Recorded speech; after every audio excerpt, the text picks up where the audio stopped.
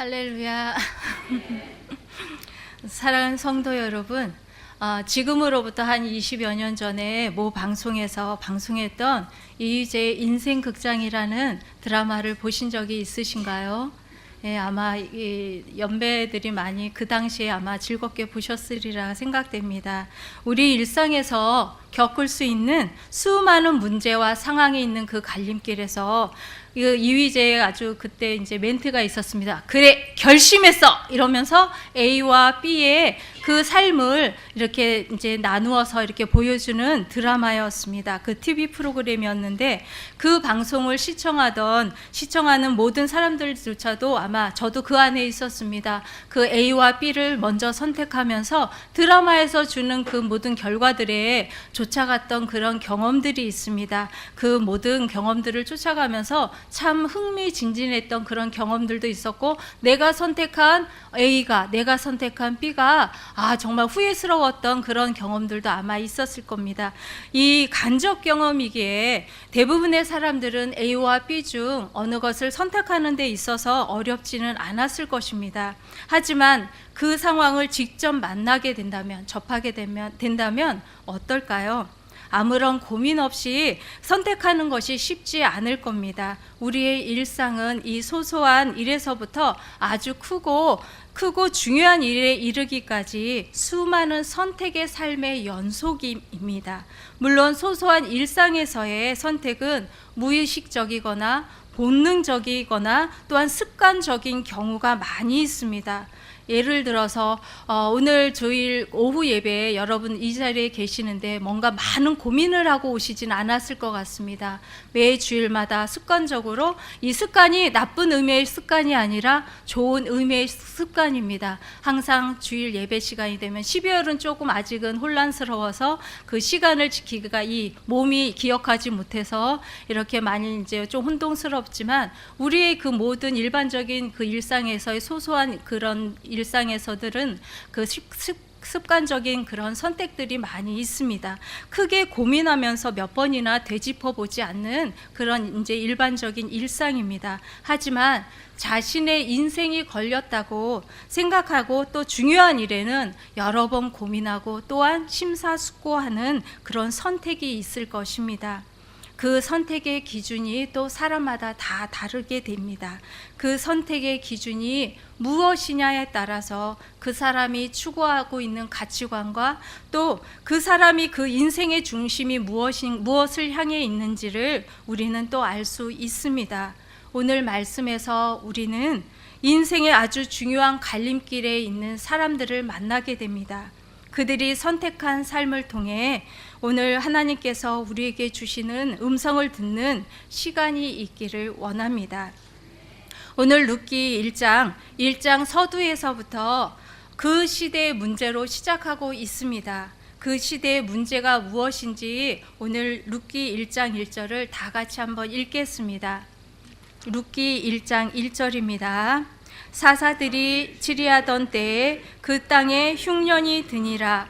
유다 베들레헴의 한 사람이 그의 아내와 두 아들을 데리고 모압 지방에 가서 거류하였는데. 아멘. 룻기 1장 1절에는 그 시대의 두 가지 문제가 있음을 볼 수 있습니다. 그것은 사사 시대라는 것과 흉년이라는 문제입니다. 사사 시대하면 여러분들마다 각자 떠오르는 그런 상황들과 문제들이 있을 것입니다. 여러분들 중에 이제 많은 사사들이 먼저 떠오르는 분도 있으실 거고, 그 상황 가운데 어떤 일이 일어났는지 그런 것들이 다 떠오르실 텐데, 근데 그 사사 시대의 그 모든 상황과 문제들의 문제들은 그 사사기의 맨 마지막 구절에 기록되어 있습니다. 그 모든 상황과 문제들의 핵심 구절, 사사기 21장 25절 제가 읽어드리겠습니다. 그때 이스라엘에 왕이 없으므로 사람이 각기 자기의 소견에 옳은 대로 행하였더라 입니다. 이 구절은 사사기 17장 6절에도 기록되어 있습니다. 하나님이 왕이심에도 불구하고 그 시대 사사 시대는 이스라엘 백성이 하나님을 중심에 두지 않고 자신의 도덕적, 윤리적 기준에 따라 자기 멋대로 살던 시대였습니다. 백성들의 삶이 이기적이고 불의가 가득하고 도덕적으로 혼란스러웠다는 그런 시기였습니다. 룻기의 이 시대적 배경은 하나님의 뜻이 아닌 각기 제 소견에 옳은 대로 살아가던 그 시대를 시대적 배경으로 하고 있습니다. 거기에 흉년까지 들게 되었습니다. 그때 유다 베들레헴에 그 한 사람이라고 기록되어 있는 이 엘리멜렉은 아내인 나오미와 두 아들을 데리고 모압 지방으로 이주하게 됩니다. 그들이 모압으로 이주할 수밖에 없었던 이유가 성경에는 특별히 밝혀져 있지 않습니다. 그러나 그들의 삶의 형편이 크게 어려워서 떠났다고도 말할 수 없습니다. 그것을 우리는 또 성경에서 찾아볼 수가 있습니다. 왜냐하면 그들의 삶이 그들이 풍족한 가운데 떠났다고 그 기록을 우리가 룻기에서 찾아볼 수가 있습니다. 룻기 1장 21절 상반절에서 그 말씀을 찾아볼 수 있습니다. 룻기 1장 21절 상반절 제가 읽어드리겠습니다. 내가 풍족하게 나갔더니 여호와께서 내게 비어 돌아오게 하셨느니라.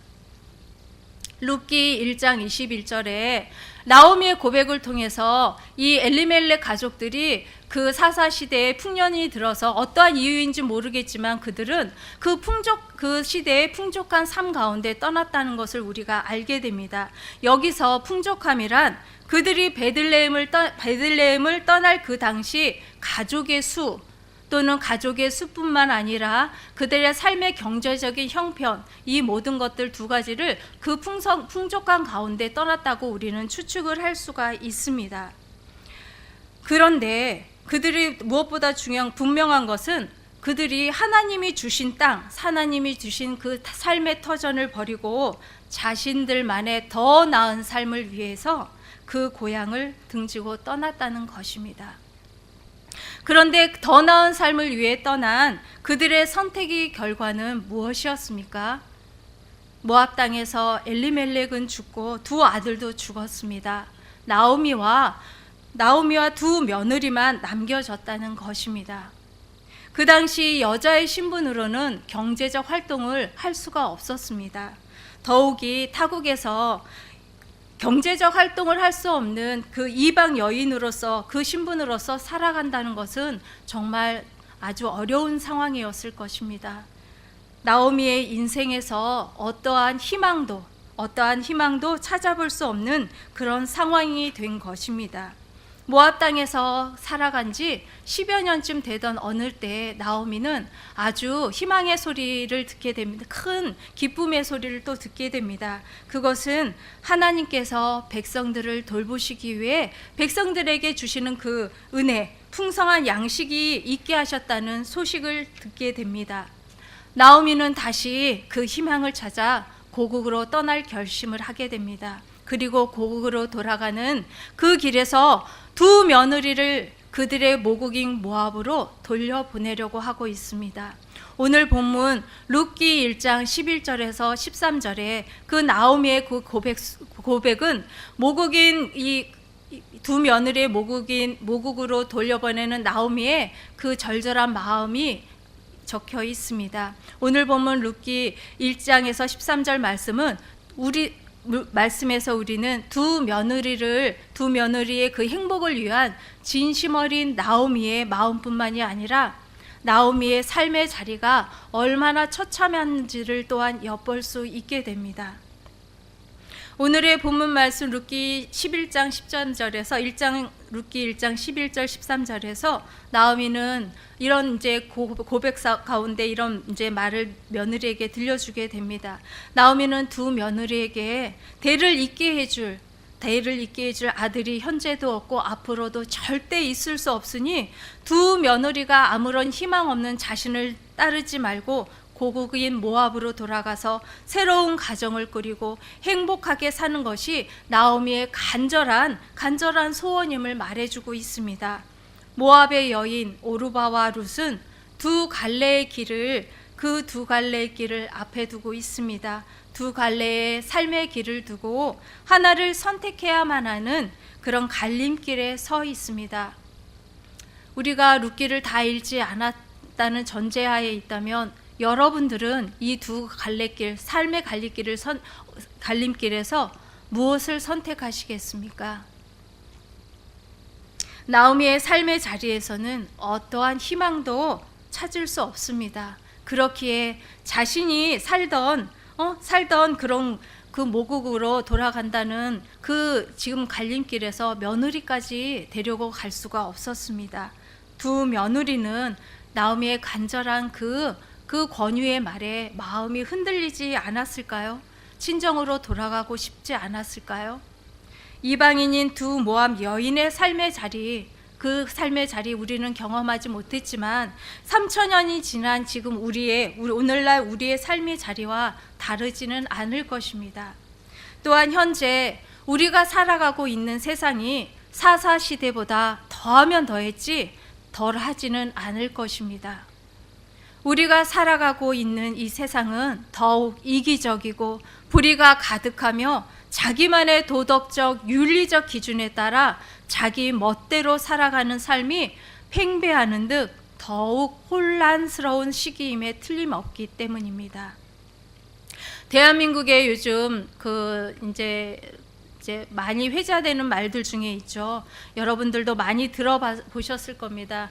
이 회자되는 말들 중에 정말 대한민국에는 아무런 희망이 없어서 이 대한민국 고국을 떠나는 그런 사람들이 있다고 합니다. 특히 젊은 세대들 가운데에서는 그런 기회만 되면, 정말 기회만 되면 자신도 떠나고 싶다고 하는 말을 종종 듣게 됩니다. 그 젊은이들 사이에서 주로 회자되고 있는 말 중에 헬조선이란 말 들어보셨죠? 얼마 전에도 그 단어를 들어보셨을 겁니다. 이 단어는 헬조선이란 말은 2010년대에 등장한 대한민국의 인터넷 신조어입니다. 인터넷상에서 먼저 회자된 말들이고 지옥을 뜻하는 영어인 이 헬과 조선의 합성어로서 한국이 지옥에 가깝고 희망이 전혀 없는 사회라는 의미라고 합니다. 아무런 희망이 없는 삶을 비유한 또 다른 그런 종류의 말들을 요즘 또 듣게 되죠. 젊은이들이 금은 동 수저 세대라는 말 들어보셨지요? 저는 아무 숟가락도 갖고 태어나지 못했습니다. 빈손으로 갖고 태어났는데 요즘 젊은이들의 그 회자되는 그 금운동 수저 세대 있죠. 그 수저 세대도 또한 부모님들의 그 경제적 수준에 따라서 태어나는 자녀들의 삶이 윤택함이 결정된다는 그런 말들입니다. 아무리 성실하게 정직하게 열심히 일해도 자신의 삶의 자리가 여전히 희망이 없다면 젊은 세대뿐만 아니라 모든 세대들의 문제일 것입니다. 이런 모든 세대들의 문제들은 또 교회 안에서도 존재합니다. 개인의 가치관 또는 상처를 받고 교회를 떠나는 일들이 요즘 많이 있죠. 그리고 또한 역으로 생각할 때 정말 누군가에게 상처를 줘서 교회를 떠나게 하는 일들이 많이 있습니다.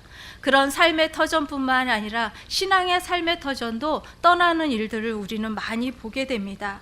신앙의 삶의 터전을 떠나는 일 외에도 우리는 또 교회 안에서 예배의 삶이 있습니다. 또한 봉사의 삶이 있습니다. 또한 교제의 삶 등등 교회 안에서도 여러 가지 선택을 통해서 자신의 삶의 자리를 또 이루어가는 일들이 많이 있습니다. 또한 이런 대부분의 교회들은 또 연말이 되면 그런 일들의 또 분주함을 보게 됩니다. 10월에서 11월 사이 또 늦게는 12월 사이에 또 이런 그런 섬김의 자리를 많이 이렇게 권유하고 또 그런 선택하는 일들을 많이 보게 될 것입니다. 특히 교회 안에 제일 어려운 그런 부서가 어디인지 아시죠? 목사님께서 자주 이제 말씀을 하시지만 교회 학교입니다. 이 교회 학교에서는 이제 보통은 1년 스케줄에서 여름 성경학교가 끝나면 교사들이 다 탈진을 하고 나서 그때부터 벌써 이렇게 교사직을 내려놓을 생각들을 하게 됩니다. 내가 올해는 하지 말아야지. 내년에는 다른 데를 가야지. 왜냐하면 여름 성경학교를 이제 그런 이제 이 열심히 있고 은혜도 받았지만 반면으로 이 이제 힘든 것 가운데 그런 일들을 많이 제가 그동안 많이 봐왔습니다. 그래서 그때부터 교육자들은 더 많이 기도하고 또 10월부터 또 많이 기도하면서 새로 세울 교사들을 세우기 위해 또 기도도 많이 들어가고 권면하는 일에 또 동분서주하는 일들이 많이 있습니다.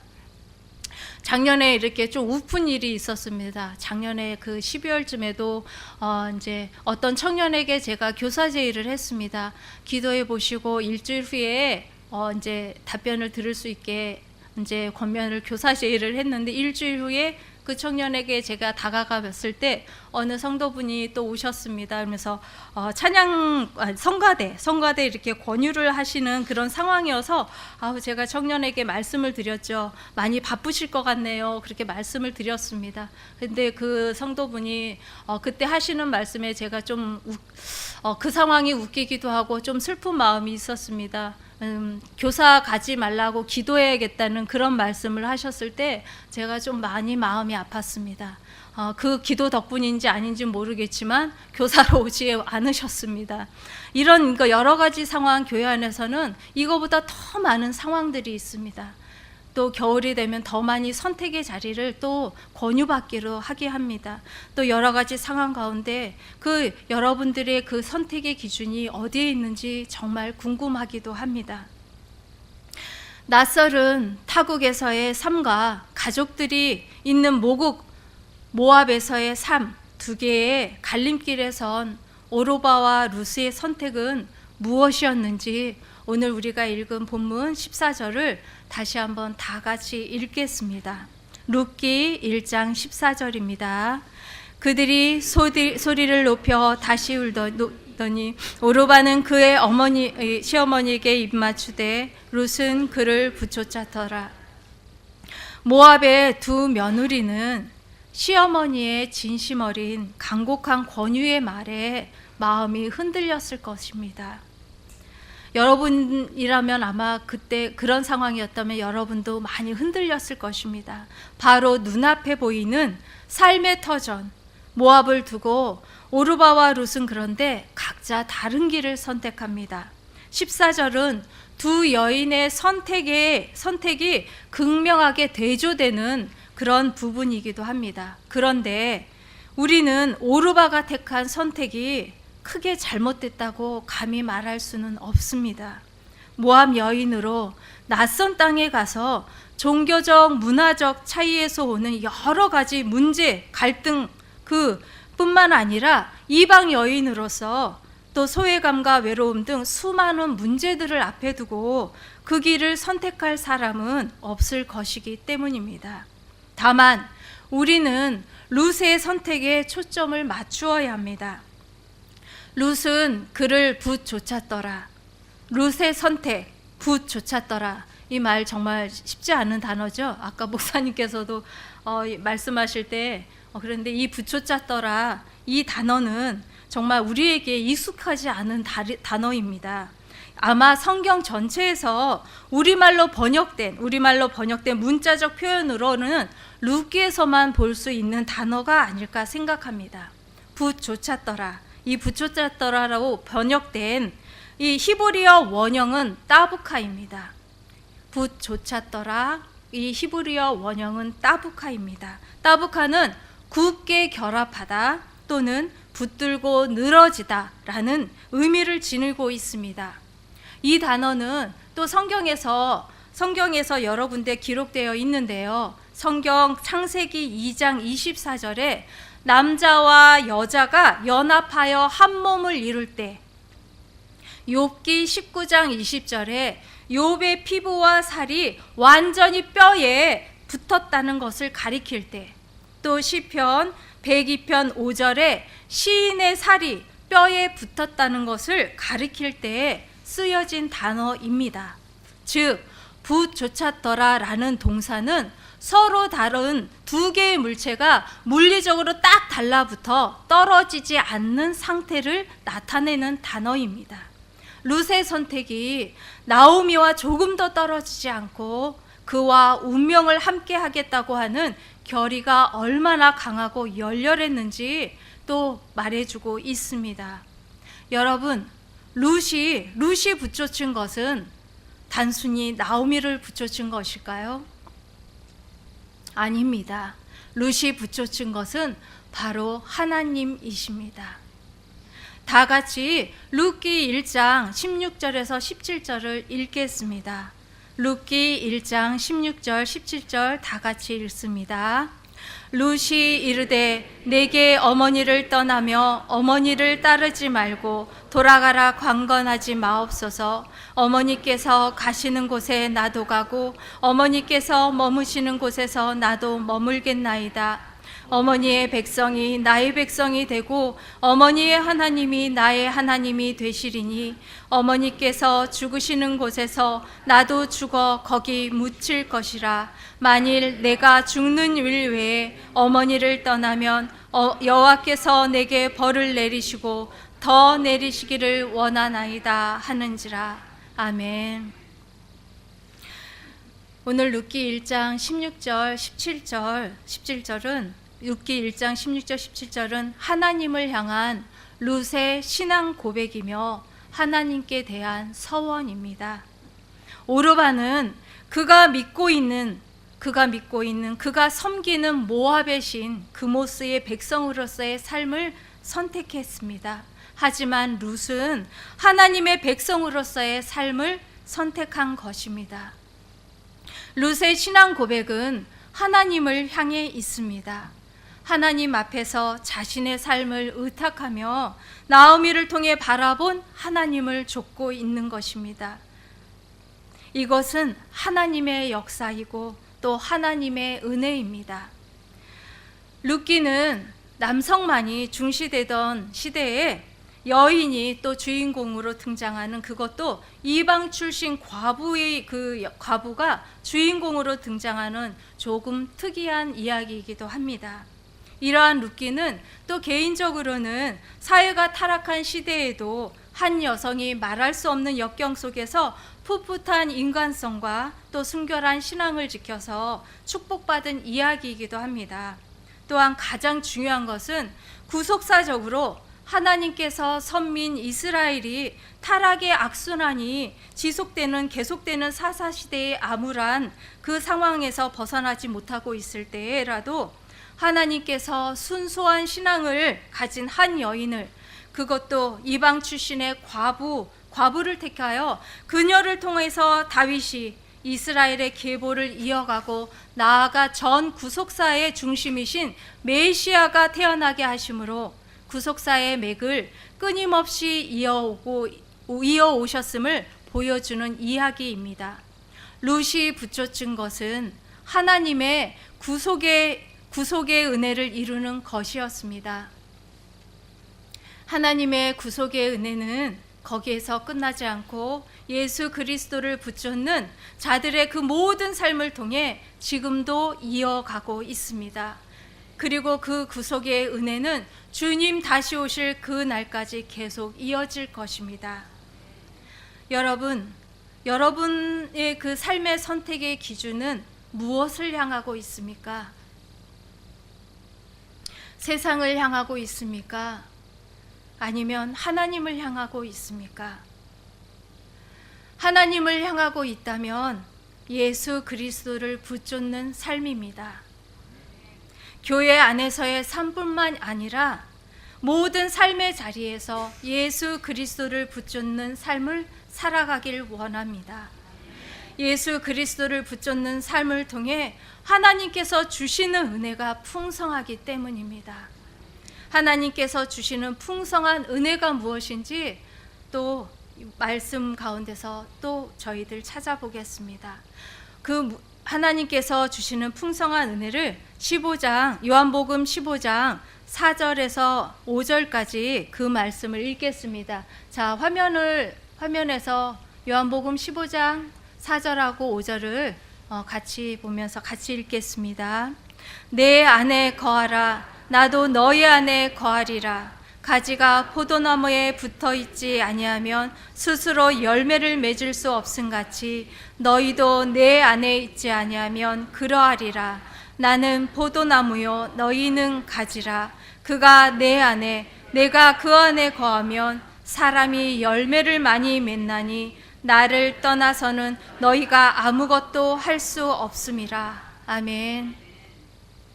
하나님이 주시는 은혜의 선물은 열매입니다. 요한복음 15장에서 말하는 열매는 어떠한 특정한 열매를 지칭하고 있지는 않습니다. 하지만 우리는 성경에서 대표적인 열매 몇 가지를 알고 있으시죠? 야고보서 3장 18절에 화평을 이루는 의의 열매, 또 에베소서 5장 9절에 모든 착함과 의로움과 진실함을 통해 열리는 빛의 열매. 말씀을 좀 띄워주십시오. 또 여러분 또 생각나는 많이 또 기억하시는 열매 있으시죠? 무슨 열매이죠? 네? 성령의 열매. 예. 제가 아동부에서는 참 질문을 많이 하는데 오늘 많이 안 하고 있습니다. 성령의 열매. 자, 우리가 이 성령의 열매 할 때는 항상 이 손가락을 다 들고 하기도 합니다. 혹시라도 열매 하나라도 잃어버릴까? 막 사랑과 희락과 우리 다 같이 화면 말씀. 예. 갈라디아서 5장 22절 23절 띄워주세요. 자, 한번 읽어볼까요? 오직 성령의 열매는 사랑과 희락과 화평과 오래 참음과 자비와 양성과 충성과 온유와 절제니 이 같은 것을 금지할 법이 없느니라. 아멘. 이렇게 의의 열매, 빛의 열매, 그리고 성령의 열매들, 그 열매들의 공통점은 가시적이거나 어떤 형상을 띤 열매가 아니라는 것입니다. 그리고 이 세상이 추구하고 있는 이 세상이 추구하는 보암직하고 먹음직하고 탐스러운 것도 아니라는 것입니다. 이 열매들은 예수 그리스도를 붙잡는 자들에게 맺히는 열매들입니다. 이 열매들은 신앙의 성숙함을 이루어갈 때도 꼭 필요한 열매이기도 합니다. 여러분, 요즘 혹시 또 이런 멘트를 들어보신 적이 있는지 모르시겠어요? 예수 믿으면 성공합니다. 예수 믿으면 부자 됩니다. 라는 전도 멘트를 들어보셨습니까?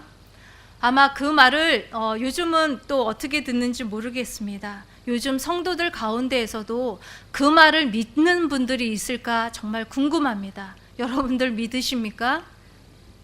근데 저는 성도들의 그 모든 삶의 자리를 봤을 때 그 말을 뭔가 오해하고 있는 거라고 저는 생각을 할 때가 참 많습니다. 왜냐하면 제가 한번 예를 들어서 한번 말씀을 드려보겠습니다. 학생들이 시험 기간이나 고3이 되면 예배를 드리지 않습니다. 그 시간에 공부하거나 학원을 갑니다. 그 학생들이 예수 믿고 그렇게 예배 드리지 않고 그 시간에 공부하거나 학원을 가고 그 선택이 예수 믿고 성공하는 그 선택일까요? 또 우리의 그 장년 세대들 가운데 또 있죠. 사업을 하는 사람이 수단과 방법을 가리지 않고 자기의 이익만을 위한 선택으로 부자가 되었다면 정말 그것은 예수 믿고 부자 되는 그 선택이었을까요? 예수 그리스도를 믿는 자들의 삶이 세상을 향하여 있고 그 중심에 세상의 가치관이 자리 잡고 있다면 그들이 맺어가는 열매들은 대체 무엇일까요? 예수님께서 또한 요한복음 15장 2절에 이런 말씀을 하셨습니다. 물은 내게 붙어 있어 열매를 맺지 아니하는 가지는 아버지께서 그것을 제거해 버리시고 물은 열매를 맺는 가지는 더 열매를 맺게 하려 하여 그것을 깨끗하게 하시느니라. 아멘. 예수 그리스도를 붙잡는 삶은 눈에 보이는 가시적이고 세상이 추구하는 그런 화려한 삶이 아닙니다. 예수 그리스도를 붙잡는 삶은 열매를 맺어가는 삶입니다. 하나님은 나의 왕이시다 라는 뜻의 이름을 가진 엘리멜렉과 희락, 기쁨이라는 뜻의 이름을 가진 나오미의 삶을 보십시오. 그들의 이름이 아무리 화려해도 하나님을 떠난 모압 땅에서의 그들의 삶은 결코 열매조차 맺지 못한 삶이었습니다. 하지만 하나님을 붙쫓은 룻의 삶은 사사시대의 암울한 환경에서도 축복의 열매를 맺어가는 삶이 되었다는 것입니다. 예수 그리스도 안에 있는 우리를 부르는 이름들이 있지요. 바로 그리스도인입니다. 우리의 이름이 세상을 향하여 있고 세상이 요구하는 가치관을 선택할 때 우리도 그리스도인의 이름을 가지면서 썩어져 가는 열매를 맺을 수 있습니다. 여러분의 주변이나 상황이 어떠할지라도 문제보다 크신 하나님을 더욱 의지하십시오. 하나님을 향해 있는 선택이라면 하나님이 기뻐하시는 좋은 열매들을 풍성하게 맺어갈 것입니다. 이 대림절 예수 그리스도를 더욱더 붙잡으시기 원합니다. 그래서 예수 그리스도를 붙잡는 자들에게 주시는 좋은 열매들을 많이 맺어가시기를 소망합니다. 기도하시겠습니다. 사랑의 아버지 하나님, 오늘 주신 말씀을 통해 저희들의 삶의 자리가 변화되게 하옵소서. 말씀이 육신이 되어 이 땅에 오신 예수 그리스도의 삶을 온전히 붙잡는 삶을 통해 하나님께 영광을 올리게 하옵소서. 예수 그리스도 이름으로 기도합니다. 아멘.